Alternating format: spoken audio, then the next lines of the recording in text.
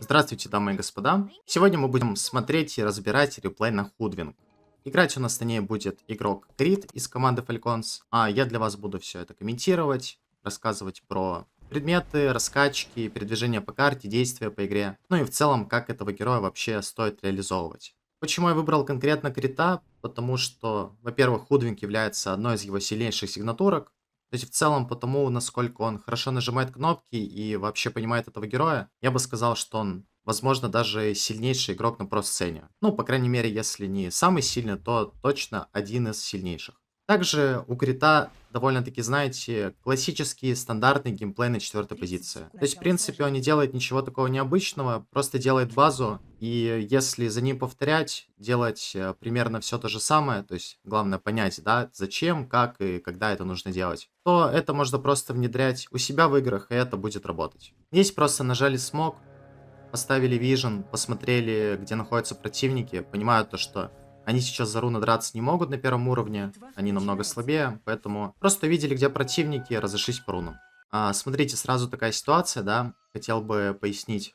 То, что скилл пока что белка не качает. И на первом уровне как 100% забрать руну? Вы можете качать второй скилл, но получается какая у нас ситуация? То, что на рун-спотах рядом нет деревьев. То есть если какой-то герой подойдет прям вплотную на вот этот спот, прям уже на руну встанет, вам некуда вязать. И получается тут такая ситуация, то что вам придется с противником перекликиваться и, ну, 50 на 50, да, то есть кто прокликал, тот забрал. Чтобы этого не допустить, что нужно сделать? Качать второй скилл, привязку, посадить ветку и привязать. То есть веточки, которые вы покупаете, их можно сажать, да, чтобы танго съесть. Точно так же на них работает ваша привязка. То есть это такая фишка-механика, которая на самом деле работает и чтобы забрать руны, и как-то там вначале подраться. И плюс к этому на линии, если, допустим, враги спилили все деревья в округе, или, ну, просто, да, вот там враг находится в таком положении, что рядом с ним нет деревьев просто на карте, тогда садите ветку, не привязывайте. А по стартовому закупу здесь дефолтный закуп через стик, то есть просто пару пачек танго, там ферри, гранатка, все как обычно. Сразу стик он здесь купил, потому что стоит против СФ. То есть СФ будет нажимать колы 100%, вот уже сейчас, да, там на первых секундах он сразу себе эти стики зарядил. Если вы стоите против героя, против которых стик не нужен, то есть которые не особо спамят, вы покупаете либо цирклетку и пару веточек, либо 3 ветки. Опять же, 3 ветки мне нравятся чуть больше, просто потому что можно будет вот так вот использовать одну из них, например, там, разочек цепануть героя в каком-то месте, да, там, на руне подраться, либо просто там скушать потом танго и остальные 2 ветки загрейдить обычный стик. Ну и в таком случае, если вы стик не покупаете, вы его просто доносите там с первых денег. На первом уровне вкачивает первый скилл для того, чтобы просто контестить ренджа. То есть, видите, да, Бристлбэк реагрит пачку на своего. Также делает аналогично вражеский кэрри. И вот сейчас в КД он не смог его добить. Но, в принципе, как бы, старайтесь оставлять его для того, чтобы добить ренджа. И безопасно его добивайте. Здесь, опять же, просто геймплей зацелен на то, чтобы, ну, вот первые минуты лайнинга тычкуется с дизраптором, понимая то, что дизраптор это герой не сильнее, а возможно даже слабее, чем Худвинг. То есть по статам примерно такой же. Единственное, в чем разница, это то, что у Худвинг есть пассивка. Точнее, врожденка, да, со старта, которая ей дает миссы, когда она находится рядом с деревьями. То есть постоянно размениваетесь, где-то там рядом находятся деревья по всему периметру линии. И по вам периодически прокают миссы. То есть за счет этого чуть выгоднее размениваетесь, чуть меньше тратите ресурсов. На втором левеле вкачал привязку. То есть тут на самом деле стандартно все. Опять же, неважно, да, там, что вы вкачали на первом. На втором уровне всегда качаете там, либо первый, либо второй. Здесь смотрите ситуация, да, 3-я минута. По идее, хочется законтролить лотус. Но из-за того, что линия запушивается очень сильно в Бристлбека, и из-за того, что они стоят в СФ, у которого кайлы в 2, плюс Дизраптор, у которого Глимс уже вкачан, подраться за лотус не получится. То есть они там либо умрут, либо просто глимсану героя какого-то и спокойно этот лотус заберут. Поэтому что решают сделать? Просто отдать Бристлбеку полностью экспу, и отойти стакнуть. То есть вообще на четверке, да, старайтесь АФК линию не стоять. Если вы своей тройке не нужны, а на самом деле, если у тройки пачка находится, ну, либо по тавру заходит, либо близко к тавру, где-то вот здесь стоит. Делайте какое-то полезное действие. Какое вы можете сделать действие? Это либо пойти постакать, NШ плюс большой спот, либо выйти на руну. Ну, допустим, на 3-й минуте рун нету еще пока что, так что просто побежал стакать. На 4-й минуте вот то же самое. Подошел, подрался, там попытался как-то поконтестить спот и также отошел стакать. Тут вообще специфика игры такая, то что здесь прям Худвинг полностью нацелен на стаки, потому что у нее первое есть Сенкинг в миде, который супер сильно завязан на том, чтобы эти стаки закачать. И второе есть Бристлбэк. Опять же, эти стаки ему там позволят быстрее купить шмотки, много левела. И... То есть в любом случае это будет приятно, он их очень быстро закачает. Так что, если вы видите, что у вас на 1-й, 2-й или 3-й позиции есть герой, который качает стаки, на самом деле самое эффективное на 4-ке будет это поставить линию своей тройки в безопасное положение. То есть, ну, максимально близко к вышке. И заблочить маленький спот обязательно, чтобы противники не могли на этот спот отводить, как-то линию восстанавливать. Здесь увидели дизраптора, да, попытались там как-то его подцепить, убить. Не получилось упасть кнопками, но ничего страшного. На самом деле тут тоже такой интересный момент, то что, в принципе, да, вот если у вас тройка линию держать не умеет или постоянно линию пушит, то тогда, конечно, стоит разблочивать большой спот. Но здесь, допустим, так получилось то, что там первые минуты получалось у Бристлбека держать линию около своей вышки. И поэтому просто, чтобы противник лишний раз не отводил, то есть у него бы не было, допустим, маленького, да, стоял бы центрик, он бы просто мог это делать на большой. Как бы по этой причине Дизраптор спот заблочил, но на Худвинг особо разблочивать не торопится. Потому что, опять же, как вот действует СФ, да? Он постоянно запушивает линию, там, кайлами плюс пассивкой. При слбеку и так пачка идет под вышку. И если разблочить этот спот, просто на СФ будет пушить линию, качать нейтральные споты. А так, видите, вот он толкнул линию, ему качать нечего. Еще раз стакнул, 6-я минута, бежит чекать руну. Тоже смотрите, если вы хотите одновременно и стакнуть, и зачекать руну, вам нужно четко понимать, вам нужно находиться на прям ровно 6-й минуте под руной, или можно подойти чуть попозже. Потому что если вы хотите прям сразу, да, вот под тайминг спавна рун подойти, вы тогда не можете стакать эншентов. Вы просто находитесь где-то здесь, стакаете там на 52-й секунде большой спот, и уже там к 0-0, к вот этому таймингу спавна, сразу оказываетесь на руне. Тут, смотрите, происходит ситуация, то что Сенкинг бежит на вражескую мудрость. По идее, на Худвинг тоже мог побежать вместе с ним, попытаться там как-то подраться, да, там, поубивать героев. Но здесь просто такая ситуация, то что противники не показываются, да, и не показывается в первую очередь SF плюс Дизраптора. И они предполагали то, что противники могут побежать и попытаться забрать их мудрость. Поэтому вот на Худвинг решает остаться, просканили, и как бы в случае чего, да, если бы, допустим, на скане здесь героев засекли, то просто на Худвинг, там, вместо того, чтобы стакать, сразу побежал и здесь бы с Бристлбеком подрался. В принципе, да, Бристлбек довольно уже боевой, там 6-й уровень есть, плюс на Худвинг уже более-менее нормальный левел, там как-то можно было это поконтестить. Тут пока Сенкинг бегает, то есть какими-то своими делами занимается, там гангает, неважно, лес качает. Просто встать в мид, постоять, отпушить пачку, получить с этого экспу. То есть, видите, тоже, да, он на линии, когда у Бристлбека пачка под вышкой, он ему оставлял, ну, почти весь опыт. То есть, старался просто лишний не забирать, чтобы там побыстрее Бристлбек апнул 6-й, там докачал киллспрей на максимум и все такое. И в то же время на Худвинг, вот у него, получается, пошел Сенкинг качать стаки, он с этого экспу получает. И плюс в этот момент мид не занят. Все, просто встал в миде, забрал там одну пачку, вторую пачку, вот еще вышел под контроль руну. Там не получилось забрать, конечно. Немножко на паке переиграл, там стрипанулся хорошо. Ну, то есть в целом такая ситуация, что пока ваш мидер чем-то занят, то может лес качать, либо пошел гангать куда-то. Вы просто встаете в мид, получаете экспу, получаете голду. По итогу даже с того, что он мудрость не забрал, у него уже почти 6-й уровень на 8-й минуте. Просто потому, что стаки плюс постоял в миде. Да, там мудрость прилетела, конечно, да, все-таки забрали и вражескую, и свою, там одна мудрость Худвинг досталась по итогу. Вот, но как бы в целом, да, если вот у вас по уровню все плохо, там не достает левела, опять же, вы хотите 6-й уровень апать, там, ну, на 9-10 минуте в идеале, то есть там позже 10 это уже прям плохо. вам все-таки нужно находить эту экспу так, чтобы у вас шестой был всегда 10-й. В принципе, просто говорите мидеру, да, там вот постакали ему что-то. Говорите там, смотри, я постакал, пойди забери. И в этот момент, там, пока он это все качает, одну-две пачки можно в миде забрать. Здесь все, апается шестой, есть полный прокаст.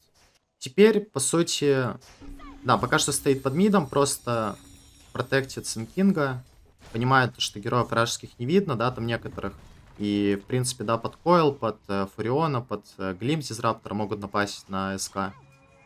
То есть, просто стоит рядом, в случае какого-то нападения он ему поможет.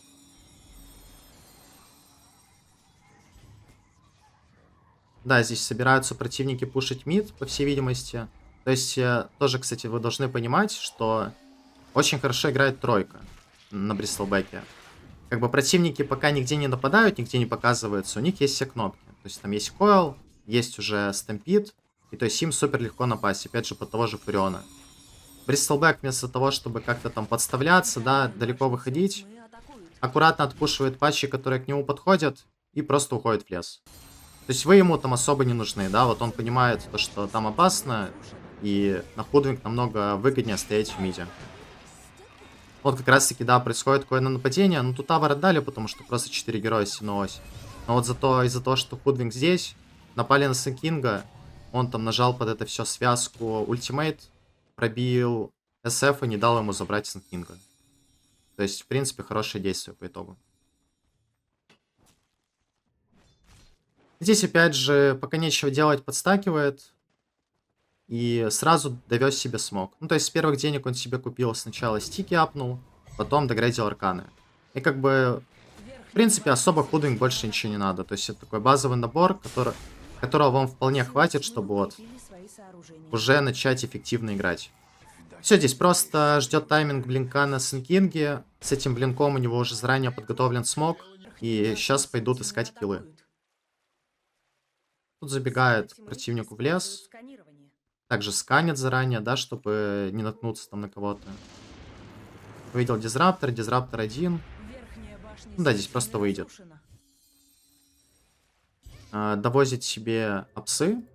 То есть, скорее всего, просто заходил, посмотреть, какие герои, там, возможно, вижен поставить, потом забежать. Все, сразу нажимает смог. То есть, есть полный прокаст, есть даггер на мидере, можно убивать героя. Вот, находит пака. Вот, видите, смотрите, как выглядит вообще прокаст. Вот. Если у вас есть какой-то герой с блинком, то есть который может блинкануться и нажать стан, вы на Худвинг сначала нажимаете ультимейт, и потом уже под продление стана нажимаете первый плюс привязку. Дальше видят в боте еще каких-то героев, да, там Дизраптора. Хоры и сами справляются. Нашел, разбил вардик. Ну все, просто будут пушить вышку. То есть смотрите, да, ну вот еще пошел подстакивать, то есть понимает, что он сейчас в боте особо им не нужен. Просто пошел сразу подстакивал. То есть в любой свободный момент у вас вы либо подстакиваете, либо подкачиваетесь. То есть два варианта. Смотрите, короче, в чем дело. В том, что если вот мы возьмем обычный прокаст, ваш дефолтный, то ультимейт требует 3 секунды для полной подготовки, чтобы нанести вот эти 600 урона максимально. Но длительность привязки всего 2,1 секунды. И получается так, то, что если вы нажмете первый-второй и под это ультимейт, то вы как бы не можете под конец привязки дать максимальный дэмэдж от ульта. И как это решается? Это решается, если у вас в команде есть герой, который со станом и максимально быстро купит блинк. То есть на миде это может быть тот же самый Сенкинг, это может быть Драгонайт. Как правило, на тройке такой у вас герой будет. То есть это либо там Легионка, Акс, Кентавр. Вот какого-то такого плана, да, то есть который там первая-вторая шмотка себе купит блинк. И ваша задача на Худвинг это как раз таки, то есть на лайнинг на первые 10 минут апнуть 6 уровень. То есть обязательно найти там где-то экспу для того, чтобы у вас был ультимейт. После этого дождаться, пока у вашего кора появится даггер. И с этим кором просто бегать, нажимать смоки, искать какие-то киллы. Вот, например, здесь, да, опять же, вот они до этого нажали смог в миде, нашли пака. Сейчас нажимают смог, просто засканили мудрость. Понимают то, что на мудрости никого не было, никто не забрал. Сейчас заберут мудрость, возможно, еще какой-то килл найдут. Ну, не найдут, заранее провардят. Да, кстати, вот он, килльчик как раз идет. То есть вот опять же, видите, он заранее нажал ультимейт. И пока он кастует ультимейт, вы тоже можете нажимать кнопки. То есть под них, под продление стана Сенкинга, нажимается первый, второй, отпускается ульта. То есть всегда полный прокаст, и на самом деле под любого героя со станом, то есть будь то тот же самый Сенкинг, да, там Кентавр, Легионка, неважно. Вы, по сути, убиваете вообще любой таргет на карте. То есть вот если, допустим, взять героев противника, единственное, кого тяжело будет убить, это Кентавра. Во всем остальном, по сути, это у Худвинг там хватает где-то 2/3 урона нанести. То есть снести 2/3 хп. И вот как раз на вот эту треть вам нужен тиммейт. Ну и в том числе, да, чтобы вам было проще играть. То есть банально, чтобы вы всегда могли ультимейт на полный каст зарядить. Вот, пока ничего не происходит, просто подкачивается, как я уже сказал. То есть либо стакаете, либо качаетесь. У Сенкинга нет ультимейта, он особо драться не хочет, плюс хочет Аганим докачать. Здесь, кстати, увидел СФа, бежит под Сенкинга. То есть, возможно, попытаются напасть.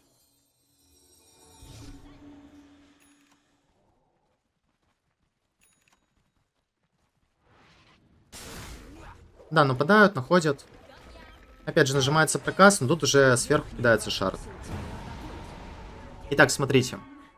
То есть после аркан сразу ничего лишнего не докупал, там купил себе только топорик против Фуриона. Сразу же докупается себе шард. То есть не ждет, пока там Торментор заспавнится, чтобы с него выбить. Просто вот прям 15-я минута довозит шард.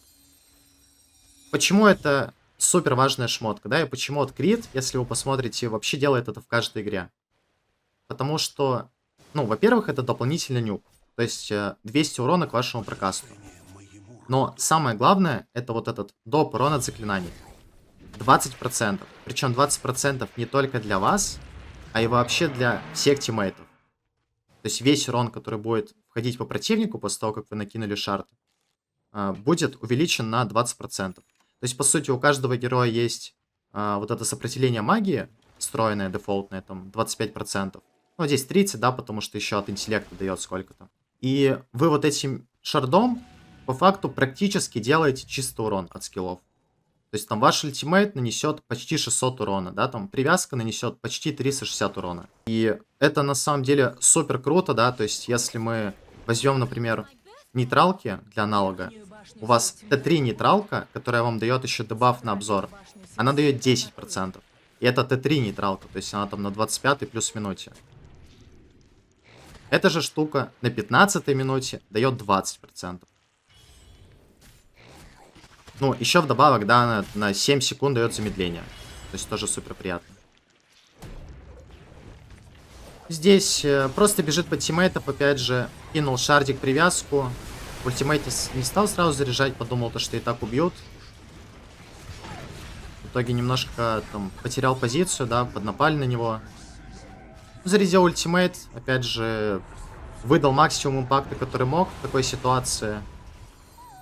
То есть тоже заметьте, да, скиллами практически всегда он попадает. То есть там на первых минутах у него было, да, такое то, что пару раз промахнулся, но когда у него появился тиммейт, под которого можно это делать, плюс вот в этих файтах у всех, он скиллы дает очень хорошо. То есть всегда попадает, всегда есть импакт. Просто вы тоже должны понимать то, что Худвинг, ее прям импакт очень сильно завязан на том, насколько вы попадаете скиллами. Если вы скиллами мажете, от вас импакта нет. Если вы скиллами попадаете, ну то есть привязка, да, с ультимейтом, то от вас очень много импакта. То есть это вот супер банально, но это так. Грубо говоря, самое сложное на Худвинг вообще научиться играть, это просто банально попадать скиллами. И как раз таки я сказал, почему вот стоит искать какого-то такого героя, с которым можно будет бегать, который вот там Блинк стан герой. Просто банально потому, что он начнет первый, он законтролит противника, и под этот контроль вы 100 из 100 попадете всеми кнопками. И вот если обратите внимание, допустим, будете смотреть там игры Falcons, когда они берут белку, у них всегда будет с белкой там либо какой-то Сенкинг, либо еще подобный герой, который вот как раз-таки может прыгнуть первый, застанить, и уже под это будет работать белка. Дальше решает себе купить Глиммер.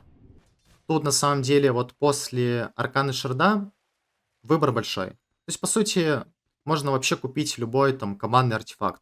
То есть, самой белочке особо-то ничего не нужно. Ей, в принципе, вот Аркан и Шард, дальше вообще уже что угодно. Можно купить Глиммер против магии, можно Соларку против физики купить, физического урона. В некоторые игры хорош Юл. Опять же, форстав супер приятно всегда иметь. Ну, тут, кстати, пока что нападение происходит, да, под команду. То есть, всегда находится рядом с тиммейтами, всегда готов. Синкинг нападает, сразу нажимаются все кнопки. Сейчас файт пройдет, потом после этого по предметам дальше пройдемся. Тут на самом деле, почему вот так много героев стакнулось, да, 20-я минута, Торментор в топе. И любая хорошая команда, они как бы сразу понимают, что по 20-ю минуту желательно либо нажимать смог, либо просто вот подходить, забирать торма. То есть тут, например, тоже белочка уже его купила, и получается тут заберет либо Нага, либо один из коров. И на Наге, допустим, Шард тоже, да, вот у нее там очень мало шмоток, но Шард у нее супер сильный. Поэтому вообще Торм это прям имба, скажем так, в большинстве драфтов. Там очень редко бывает такое, то что, не знаю, два суппорта или там какие-то коры, на которых Шард не очень хорош. Да и в целом, да, вот выпал Абадону, как бы не сказать, что он ему прям сильно нужен, но с другой стороны, как бы, а почему бы и нет? Просто халявный Шард. Так, что еще можно по шмоткам купить? Ну, в принципе, да, вот как бы первой шмоткой все, то есть дальше потом какой-то лотус всегда хорош. Опять же, здесь вот в драфт противника лотус особо не нужен, но супер часто бывает так, то что лотус супер сильная шмотка, да, там против каких-то а, станов, да, там замедление, сайленсов. Опять же, и на себя, и на противника. Ой, на противника, говорю, на союзника. Клево работает. По поводу Атоса. Если у вас есть в команде герой, который может первый напасть, первый застанить, Атос не нужен. То есть, по факту, это просто бесполезная шмотка. Но, если вы играете в команде, в которой нет такого героя, и вообще, в принципе, у вас контроля в команде мало, то тогда в таком случае нападать придется первый Худвин, а не какому-то другому герою. И как раз таки, чтобы вам просто было проще самому нападать, проще нажимать кнопки, Атос в этом случае шмотка неплохая. То есть ее также можно вот в драфты, где супер мало контроля у вас в команде, покупать, ну, даже первой шмоткой, вот просто после Арканы и Шарда. В дальнейшем, там, сразу или там потом через одну какую-то шмотку можете апнуть Глейпнер, и Глейпнер еще довольно сильно усилит привязку. То есть просто там намного радиус будет больше.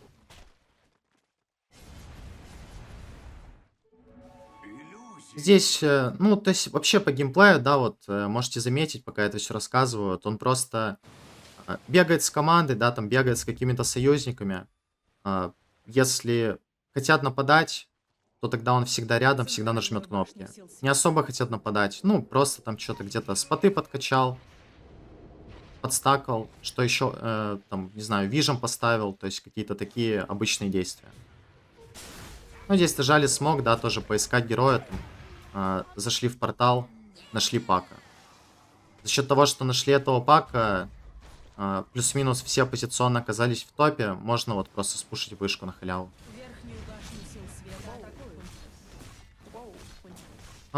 Еще по шмоткам есть вариант вообще на засолку. То есть, смотрите, за счет аспекта, который вам увеличивает дальность, вам, по сути, линза не нужна. Вот, но если вы прям хотите именно соло играть, да, там соло героев забирать, то в хороших играх можно попробовать зарашить Этериал. То есть начать с линзы, и потом просто доградить Этериал, увеличить силу прокаста. Под Этериал, да, потом уже в лите можно будет добрать шард, ой, шард говорю, агоним, то есть также увеличить силу прокаста, увеличить килл потенциал. По раскачке на героя здесь, значит, первым делом замаксил второй скилл, да, там на 4-м левеле он брал Скари. И дальше взял Арконшот в 2 просто чтобы там чуть подкачиваться. Точнее как, здесь, по-моему, он не брал. По-моему, он сразу замаксил Скари после этого. То есть оставил первый скилл в 1. И вот сейчас уже немножко подкачивает его для того, чтобы вот просто было комфортнее там нейтралов качать и плюс линию пушить. В целом, да, такая классическая раскачка. То есть если вы не особо нацелены на фарм, а вот так же, да, там можете просто бегать, убивать, кнопки нажимать, вам первый скилл особо не нужен. И поэтому намного выгоднее будет замаксить третий скилл. Во-первых, потому что это все работает под аспект. То есть у вас аспект завязан на скаре. И в том числе вы на 10 уровне можете сразу взять правый талант. То есть у вас будет замакшенный третий скилл и плюс еще лишний на нем заряд. Здесь, допустим, да, вот он понимает, ну, точнее как, он для себя подумал, то, что ему 2 зарядов хватит. И решил вот просто подмаксить первый скилл, немножко вот как раз-таки фарм потенциал увеличить. Ну и в том числе урон, да, ну то есть тоже стоит понимать, что в тимфайте, да, в тимфайте вы можете там арконшот нажать так, чтобы он-то по нескольким поскакал, в принципе нанести какой-то лишний урон. Но в целом, в основном вы все-таки бегаете какие-то соло-таргеты ищете. И по соло-таргету у вас желудь работать не будет. То есть как бы особо большого смысла максить его как бы не то, чтобы он есть.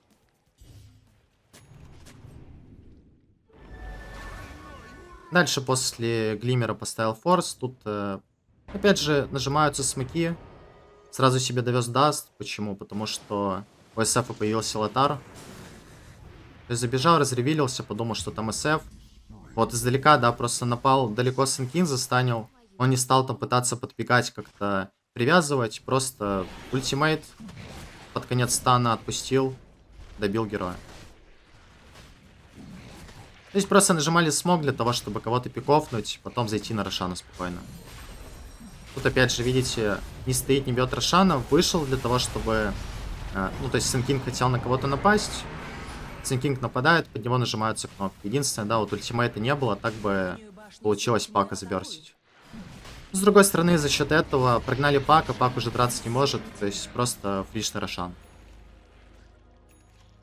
На самом деле кнопки выгодно нажимать просто даже для того, чтобы там расхарасить кого-то, да, и прогнать на базу. То есть вам не обязательно даже делать килл.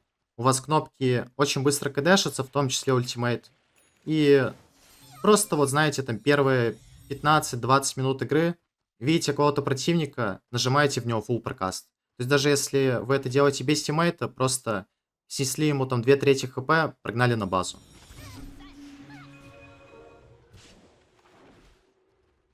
Пытался Пака подкетчить.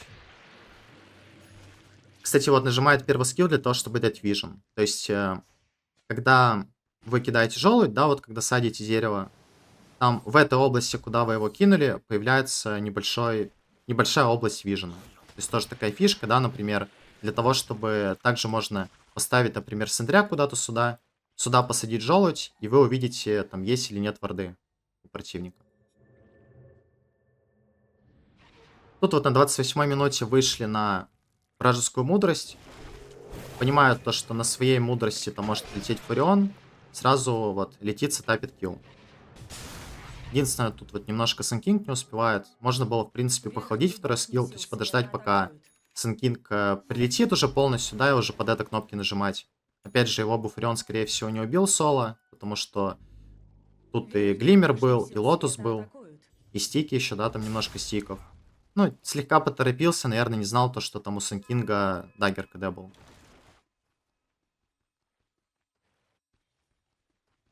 Давайте, наверное, сразу пройдемся тогда по талантам дальше. На 15 уровне правый талант берется, то есть просто сильнее прокаст становится, да, лишние 60 урона к общему прокасту. На 20 уровне правый талант, опять же, потому что, ну, просто на самом деле левый на саппорте довольно слабый. То есть 3 армора на 20 уровне, то есть на какой-то минуте еще будет, там 35-40 минута. Как бы особо-то это ничего не дает. На 25 уровне левый талант. То есть, ну, просто, опять же, 400 урона к ульте. сильнее прокаст. Там, если вы доживаете до 25-го, у вас, скорее всего, еще какие-то шмотки появляются литовые. И там, возможно, у вас будет аганим, то есть это также будет еще к аганиму прибавка.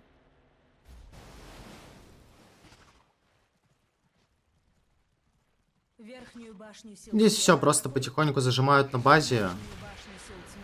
А Егис есть. Да, Егис все еще на Бристлбеке. То есть с Егисом просто пушит, да, вот стоит всегда в позиции, стоит так немножко далеко. Где-то там бегает по кустам, чтобы на него напасть не могли. Просто стоит, ждет. Там нападут противники, он будет готов. Не нападут, ну и ладно.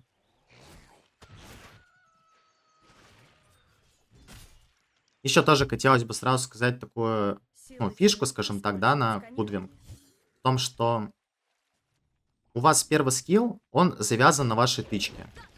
И получается, когда вы кидаете первый скилл из No Vision, то есть вас на миникарте не видно, да? И вы кидаете первый скилл в крипов.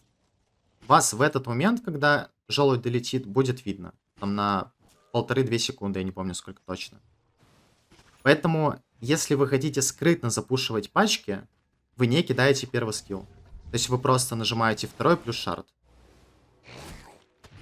И, кстати, что интересно, в смоке, ну, смок не спадает. То есть вот как раз-таки в смоке вы можете кидать первый скилл. Без смока вы при этом покажетесь. То есть, ну, если там, допустим, ваша цель запушить пачку, чтобы вас при этом не было видно, вот первый скилл вы не нажимаете.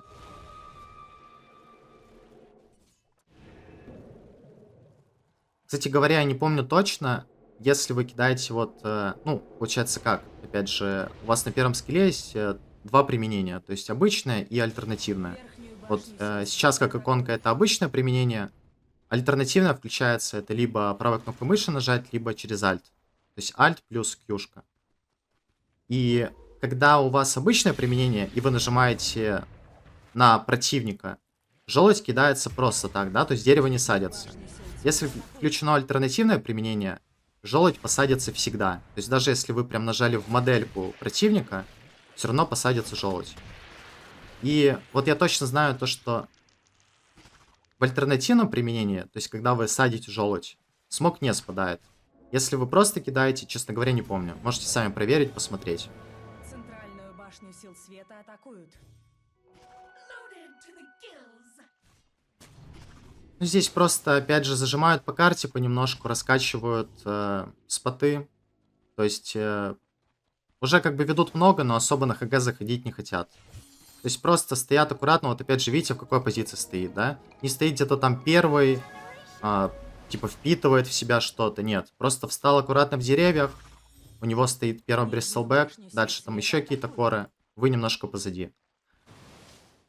Замок Шинескари дает огромную дальность атаки и дальность заклинания, да, то есть это работает и на первый скилл, который зависит от дальности атаки, и на второй скилл, вот, дальность заклинаний. То есть, в принципе, и в файте, и просто, да, вот если вам нужно там издалека пачку отпушить, нажимаете третий, под это нажимаете скиллы. Силы тьмы используют сканирование. Дальше поставил Хекс в себе фигбай. На самом деле, Хекс супер крутая шмотка на этом герое. Опять же, потому, ну, банально потому, что вам Скари дает лишнюю вот эту дальность атаки. Ой, дальность заклинаний, точнее, да, дальность применения. И, то есть, Хекс вы можете давать намного дальше, чем любой другой герой. Кроме Хекса, какие у нас варианты есть? Есть вариант купить какой-то Актарин. То есть, у вас и так быстро кнопки кидаешься, будут еще быстрее. Можно апнуть ветра, то есть особенно если вы до этого ветра купили. Ну и опять же, да, то есть точно так же можно там выйти уже на более поздних стадиях. В тот же самый там Этериал, Аганим и Рефрешер.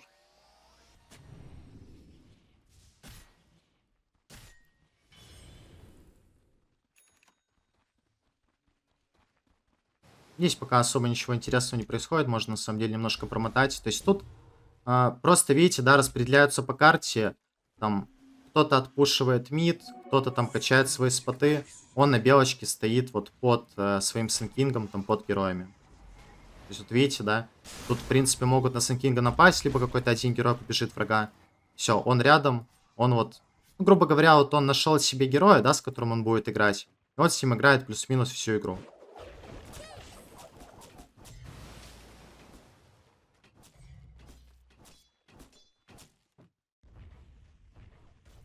Так, что еще из интересного мы с вами не обсудили? Давайте нейтралки посмотрим. Кстати, вот та самая нейтралка, да, на урон от заклинаний.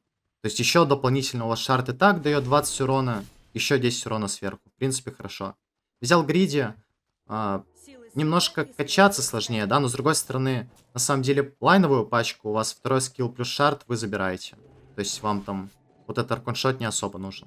То есть здесь вот видите, да, он как раз пытается закачать, там кидает первый скилл, а там дэмэджа почти нет никакого. Я думаю, это вот, знаете, просто такая переходная чарка для того, чтобы быстрее добраться до хекса. Потому что вот эти споты, там какие-то обычные линии, он, в принципе, все равно может качать. А как-то в файте вот этот урон от первого скилла ему, ну, не особо нужен. У него там основной прокаст это вот чисто магический дэмэдж с шарда, второго и ультимейта.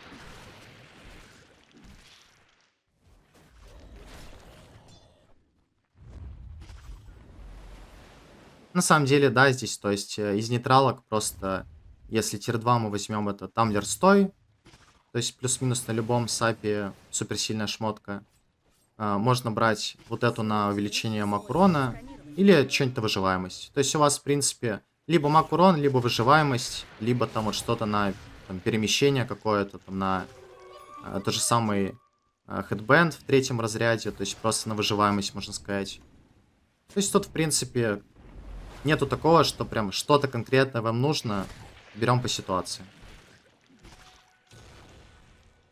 Нажимаются смоки, опять же, очередные под Рошана. Понимают то, что Рошан скоро встанет и хотят просто кого-то пикофнуть, поискать противника. То есть никуда не торопятся, вот. Они вроде как ведут 11 тысяч, но куда им торопиться, зачем? Они просто спокойно дождутся next Рошана, возможно, сделать какой-то пиков, возможно, просто так его заберут, и все. Тоже, кстати, вот из интересного, да, почему противник не нажимает смог, почему вот они вроде бегают они в пятером, то есть сейчас-то они, понятно, стакнулись под Рошану, но до этого они не бегали в пятером, то есть они там по одному, по два героя бегали. Почему противник не нажимает смог, их не убивает? А на самом деле потому, что на линиях у них почти никто не показывался. То есть в основном все их коры, либо какие-то, ну даже та же самая Худвинг, да, там, и Нага в том числе, они отпушивали скрытно. То есть на Худвинг он нажимает без первого скилла второй плюс шарт, пачка отпушивается. На Наге просто вызывает иллюзии, постоянно скаутит, постоянно пушит линию. Из-за этого коры могут не показываться, коры просто качают лес, а противник не знает. То есть вот он нажмет смог, попытается кого-то найти, а там окажется 5 противников, они просто сдохнут и им хайграунд сломают. И вот у вас, на самом деле, тоже в ваших там пабликах, если вы видите то, что ваши коры не отпушивают линии, особенно, да, там какие-то опасные линии, где могут нападать, просто сами идите туда и сами отпушивайте. Вы мало того, что качаться будете, да, там какие-то себе шмотки сильные купите, так еще и вот просто будете, ну, вот это давление оказывать, да, на противника, то, что вы можете при этом не показываться, постоянно пушите пачки, постоянно вот вынуждаете противника там тэпнуться, эти пачки отпушить. Скажем так, двойная польза от этого всего. Так, ну Рошан уже есть, вот они немножко выходят, да, забирают тройку, ставятся под это все вижен. Все говорят тоже на Худвинг насчет вижена. Если доминируете, старайтесь, да, ну и не только доминируйте, если там равная игра, ставьте варды вот там в нижнем, да, лесу и в верхнем лесу. Для чего? Для того, чтобы потом под это нажимать смоки и искать там каких-то коров. То есть там супер часто можно будет, например, какого-то кэри найти.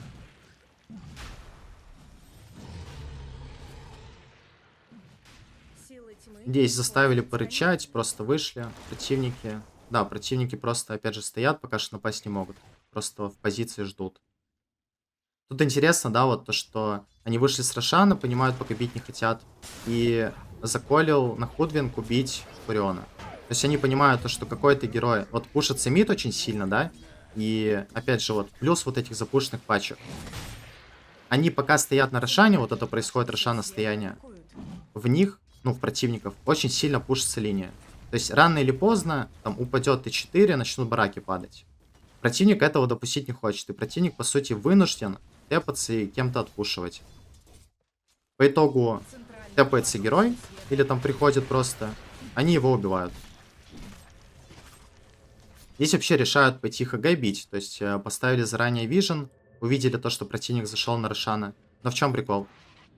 10 секунд он перебегает в бот.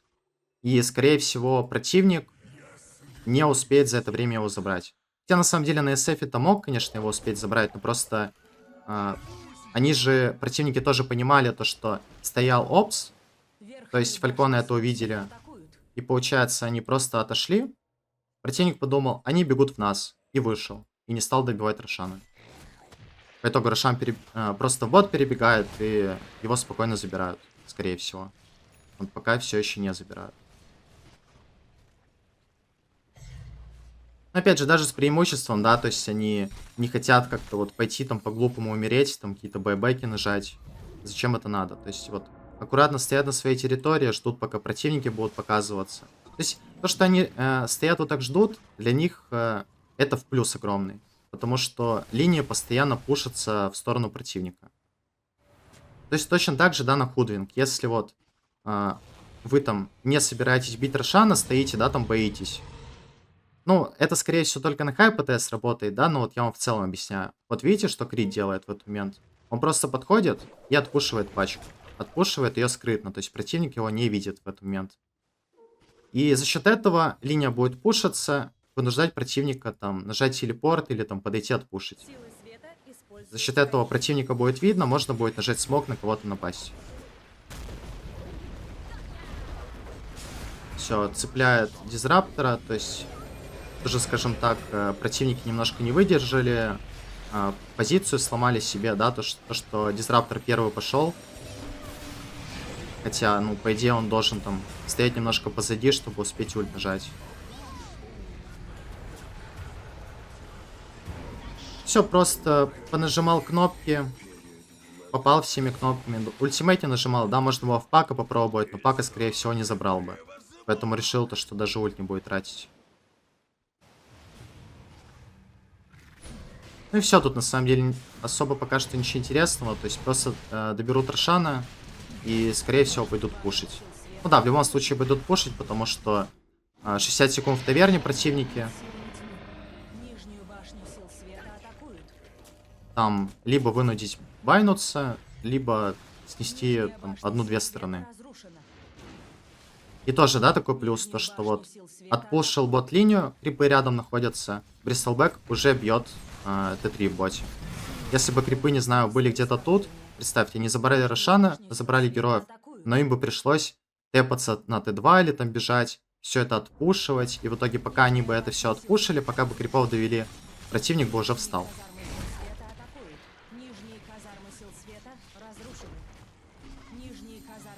Все, довозит себе Хекс. С этим хексом можно будет, ну, какой-то, если герой подставится, да, близко подойдет, можно будет просто хексануть, уже под это нажать кнопки, убить. На самом деле, тоже, если даже играете там через Этериал какой-то, хекс, супер сильная шмотка всегда. Просто банально сначала хексовать, нажимать ультимейт, и уже потом под это привязывать. То есть как раз таки, если вот мы говорим про соло-килл, Хекс вам дает вот эту возможность для того, чтобы полностью зарядить ульт. Без хекса, ну или там без какого-то контроля, как я уже говорил, да, там ульту на полную вы не раскастуете.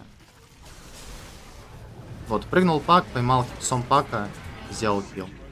В принципе, изи. Единственное, когда только стоит, да, вот как-то нажимать вот так кнопки, возможно, даже там ультимейт немножко позже нажимать, для того, чтобы покнуть противника на БКБ. То есть там на поздних стадиях игры на кого-то напасть, и получается с хексом вы можете напасть так, чтобы, ну, полностью, да, нормально свой прокаст выдать. Если без хекса это делать, то просто вынудить противника там нажать какие-то кнопки. Ну, как правило, нажать БКБ. В принципе, на этом все. То есть все остальные моменты я проговорил. Старайтесь применять это в своих играх. И хорошей вам игры. На этом все. Если хотите заказать тренировку, заглядывайте в описание. Всем пока.